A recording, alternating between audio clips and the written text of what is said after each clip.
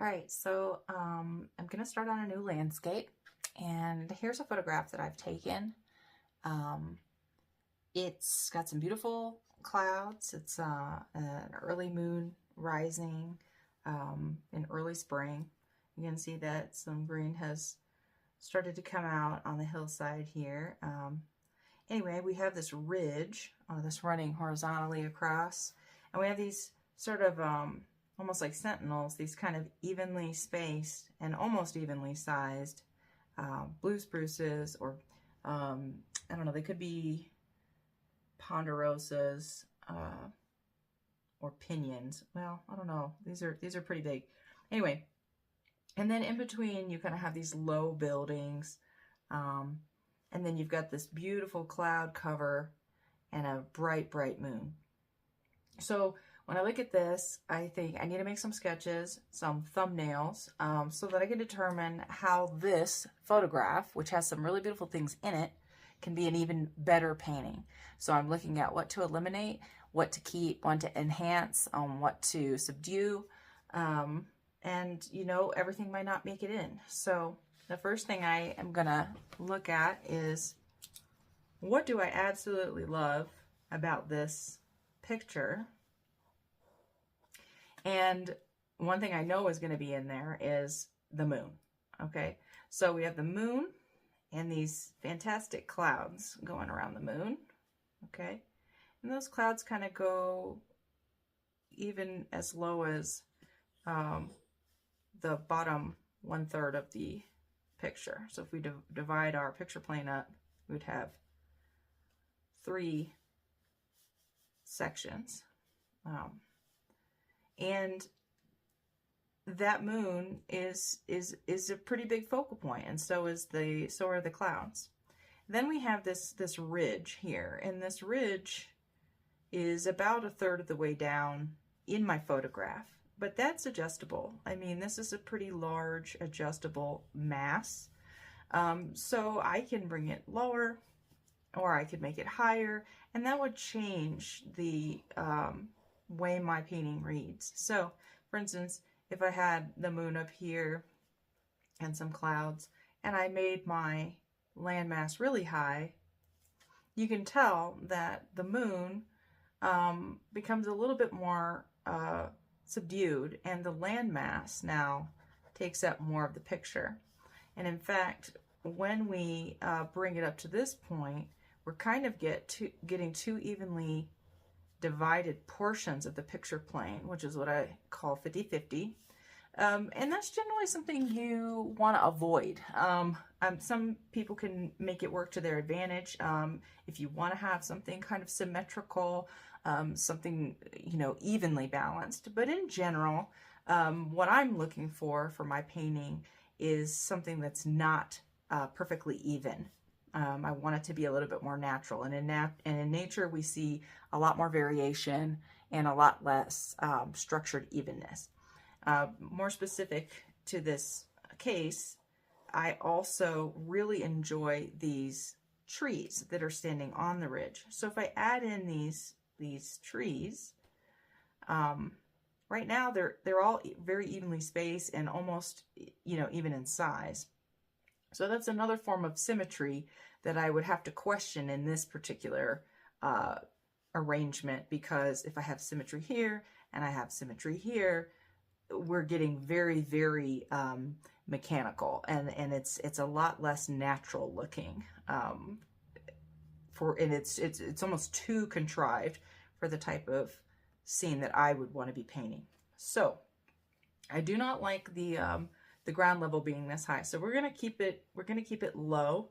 And in keeping it low, that also emphasizes this larger sky space, which gives more focus to the sky and clouds. And that's exactly what I want to focus on in this painting.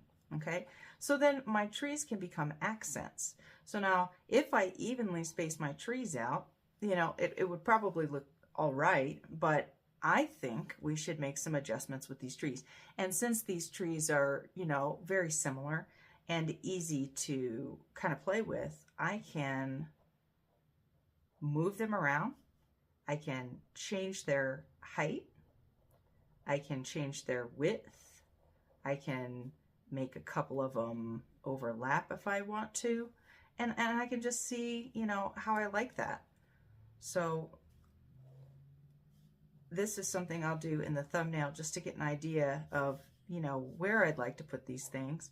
But sometimes with smaller detail elements like this, I may even start painting directly and kind of move them around, wipe them out, and move them around as I see fit when I'm actually painting, instead of trying to draw them all out. Because, you know, these things are flexible. That's the beauty of oil paint. You can move things around and kind of do whatever you want in the moment. Very forgiving medium. Okay, so let's make this one a little bit wider. Now these two are looking too much the same. So, you know, you kind of have to play with these things. So now we have pairs, pairs, pairs. So, you know, that's too much symmetry once again. So let's go back down. We know we're keeping this, and this is how I kind of work through my process of figuring out where I want these things to go. Maybe we'll go smaller on this side, and then we'll put in a bigger one, okay? And then we'll have a medium, a slightly more wide, maybe a slightly triangular one going right here, okay? And then maybe one standing alone right there, okay? Or if that's a little too asymmetrical, we can, you know, like I said, these are the details. This is sort of the character of the painting. While we have the main established spaces, let's just see what we like. Maybe we want to leave a bigger gap there and put a couple of smaller ones there. And then we have a place for this moon to kind of be a central focus. All right, and then we're gonna just lay our clouds in here so we can just see how that entire composition works. So this is why it's so important to do these little sketches. I mean, and these are, you know, 1.5 inches by 2 inches. So they're tiny. They're not taking up that much of my time, and they're helping me so much in the pre-planning of my painting. So I highly suggest that you use them, you do them. It's never a waste of time to be a little bit organized with what you're going to do. There's so much variability once you start painting. There's still so much freedom that you can manipulate things with. But if you have open-ended freedom, sometimes it can be paralyzing. So this is a good way to have a look at things and kind of know at least the direction that you're heading. So this one is the one I like so far. Oftentimes when you do thumbnails, it's either the very first one you do or, you know, the very last one that you do because you've worked out all these other issues. And sometimes it's the first one because you've literally come full circle and the very first thing that you instinctually drew was actually pretty close to what you finally worked out. All right, so I just want to play with the trees a little bit more before I move on. I'm gonna do a little bit more symmetry with the trees, just to keep that idea of these sentinels kind of standing. This one I'm going to make go off, and we're just going to see how that looks. Okay, there. The other thing we can play with too is the size of our moon. So right now it's stayed relatively the same the entire time. So if I like the way this is looking, as far as the hill, getting my trees up here, and my spacing. Now I can look at like, do I want to make the moon bigger? Do I want to really emphasize the moon?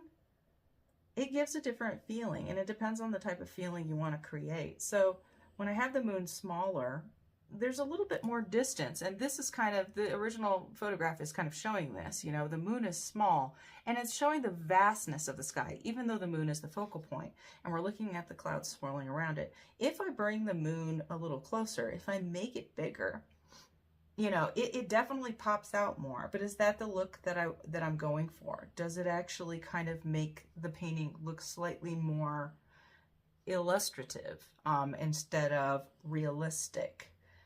Is it too emphatic for the moon to be that size? You know, so you have to ask yourself these questions. What are you trying to convey? What do you want your viewer to feel when they're looking at these paintings?